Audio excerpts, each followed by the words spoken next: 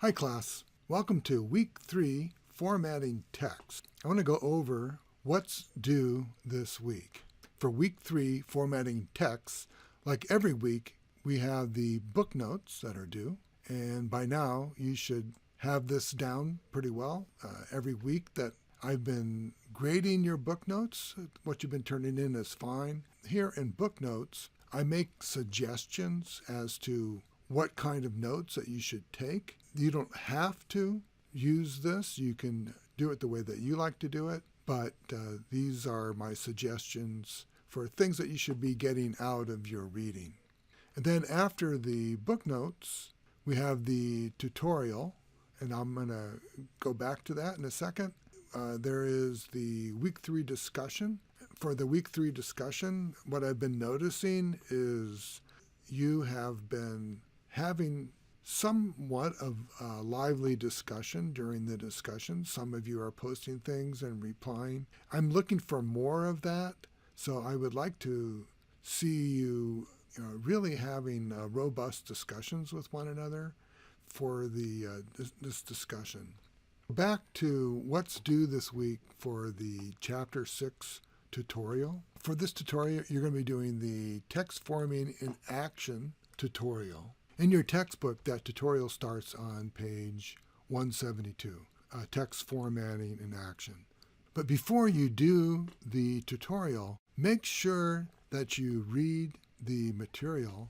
And one thing I really want you to pay special attention to is the section that talks about using web fonts. It starts on page 126, and then it goes through 127, and then 128, 129. And so here on page 129, it talks about finding web fonts, places where you can locate web fonts. For this assignment, I would like you to use one of the fonts that you can find at one of these sites. At the site that's called Font Squirrel, they have a generator. Here it gives you instruction on how to access and use the generator. I'd like you to find a font at one of those sites, then follow these instructions to convert it, and then use the font in your site. And then here it talks about how to set it up. And you can see that the setup is somewhat similar to how you're going to be setting up the Google font. So the Google fonts are pretty easy. So that is here starting on page 140 of your textbook, Discovering Google Web Fonts.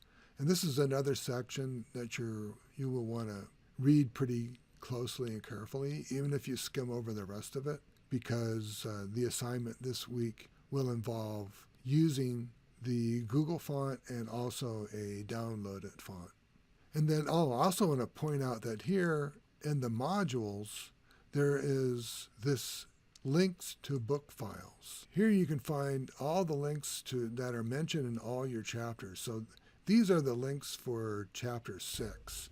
I use a digital version of the textbook. If you're using a regular version of the textbook, you can get to all the links really easily here. So getting back to this week's assignment, so do that tutorial.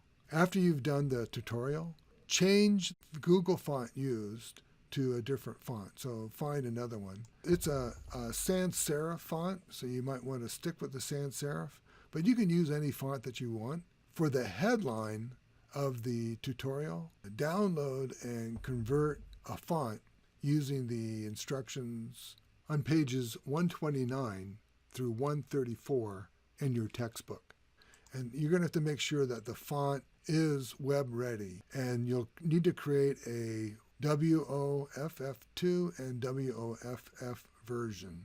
So after you've done that, in the comment box, name the two fonts and the site where you downloaded the font for your headline. Talk about any problems you had converting the font and what you think about the process. Upload your assignment to the web space of your choice and submit the URL. Nearly all of you are using Student Web, and that's fantastic. If you have any problems getting to it, let me know, and I'm here to help. If you have any comments or questions about the assignment, write them using the assignment comment box. whatever you write me in the comment box could also be what you submit for this week's discussion. So if you have any questions about anything, class, don't hesitate to send me an email. And if you ever need to talk by phone, let me know. And the other thing I wanted to point out is I will be doing office hours. And here are my office hours. I'm going to be in person in the school library Friday, March 1st from 11 to 1, Friday, April 12th from 11 to 1, and Friday, May 10th from 11 until 12. If you're going to come see me, let me know, and I will look out for you.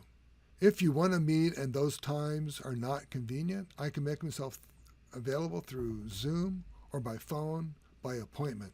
So just send me an email with 3 windows of time that you are available, and I'll pick one of the times. If I can't meet you during any of the times that you suggest, I will suggest a time. So far, all of you are doing fantastic in class, and I can't wait to see what you come up with for this assignment.